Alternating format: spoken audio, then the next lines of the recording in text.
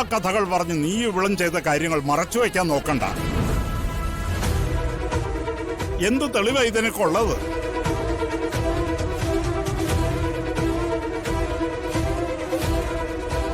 അവന് തൽക്കാലമേ ഇവളെ രക്ഷിച്ചെടുക്കണം. അതിനാ ഈ ഇല്ലാ കഥകൾ മുഴുവൻ പറയുന്നത്. ചെറിയമ്മ മണ്ടരുത്. ഈ കുടുംബത്തിന്റെ നല്ലതിനു വേണ്ടി ഒന്നും സംസാരിച്ചിട്ടില്ലാത്ത നിങ്ങളുടെ നാവുകൊണ്ട് ഒരു വാക്ക് പോലും പറയേണ്ട കാര്യമില്ല. അച്ഛൻ ചോദിച്ച് സംശയം തെളിയിക്കാൻ എനിക്കറിയാം. എന്റെ വിവാഹ ദിവസം കതിർ മണ്ഡപത്തിൽ വെച്ച് ഞാൻ രാധികയുടെ കഴുത്തിൽ കെട്ടിയ താലി, അതല്ലേ നിങ്ങൾക്കൊക്കെ കാണേണ്ടത്?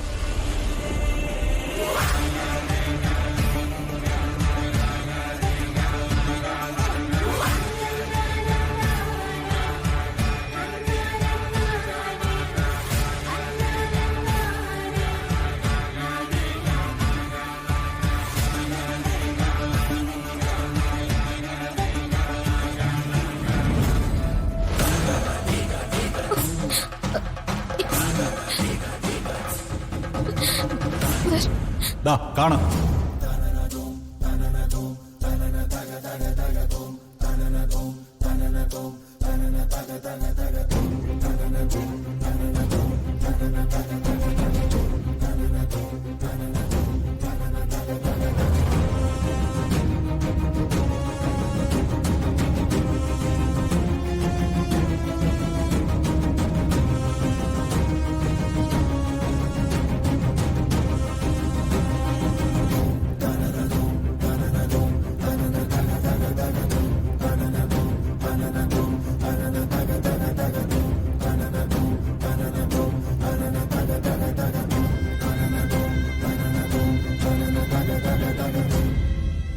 എവിടെ എവിടെ നീ കെട്ടിയ താലി?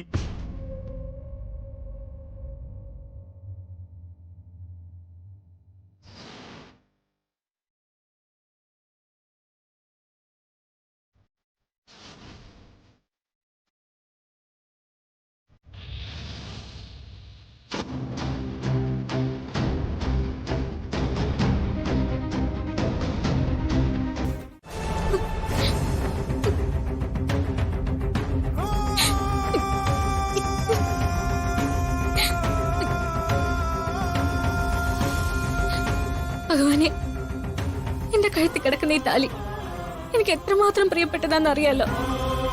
ഇതും കൂടി നഷ്ടപ്പെടുത്തരുത്.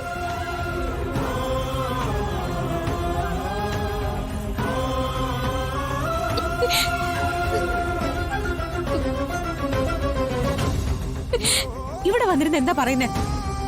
മര്യാദയ്ക്ക് അതിങ്ങ് ഒരു തരം പറഞ്ഞില്ലേ? പ്രിയ, നീ എന്റെ ജീവൻ ചോദിച്ചല്ലേ ഞാൻ തരും. ഇത് മാത്രം എനിക്ക് വിട്ടതാ. എല്ലാരുടെ മുന്നിൽ നിൽക്കുമ്പോ എന്തൊക്കെയാ പറയുന്നേ? ഭഗവാന്റെ ഭക്തയാണ്, നല്ലതല്ലാത്തൊന്നും ചെയ്യില്ല.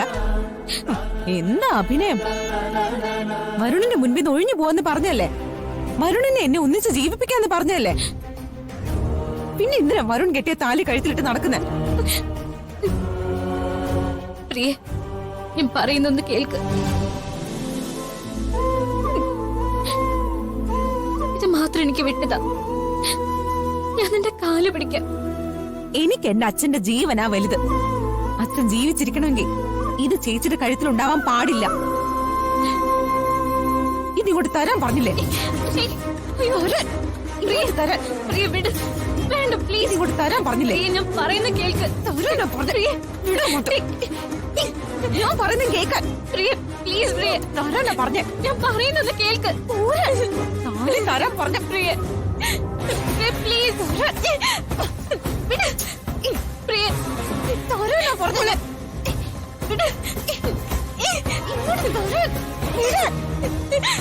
പ്രിയ, വേണ്ട, വിട്.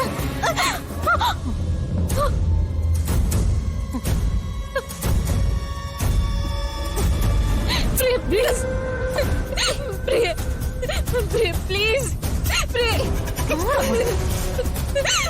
പ്രിയ, വേണ്ട പ്രിയ, അതെനിക്ക്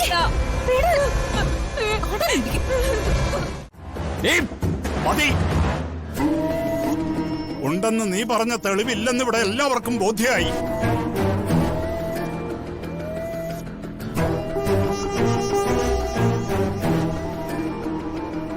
പരമേശ്വര, അവൻ പറയുന്ന സത്യ. അവൻ താലി കെട്ടിയത് രാധികയെ തന്നെയാ.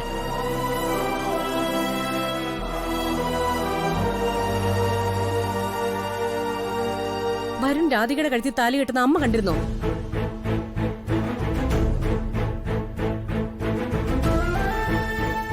ഓർമ്മയില്ലേ കതർ മണ്ഡപത്തിൽ മണവാട്ടി എങ്ങനെയാ വന്നു കയറിയെന്ന്? മുഖം മറച്ച് വന്നു കയറിയ മണവാട്ടി രാധികയായിരുന്നു. അമ്മയ്ക്ക് എന്താ ഇത്ര ഉറപ്പ്?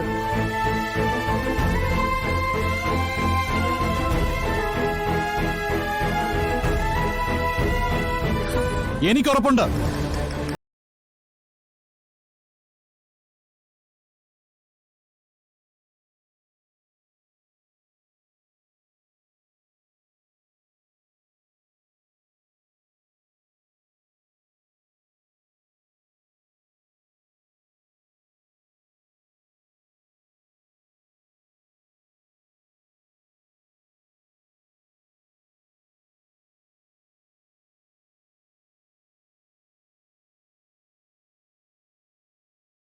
ഇറങ്ങിക്കോ.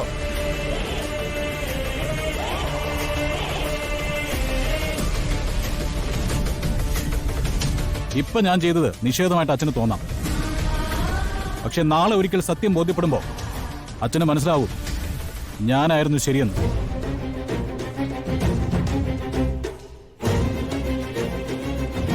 രാധിക,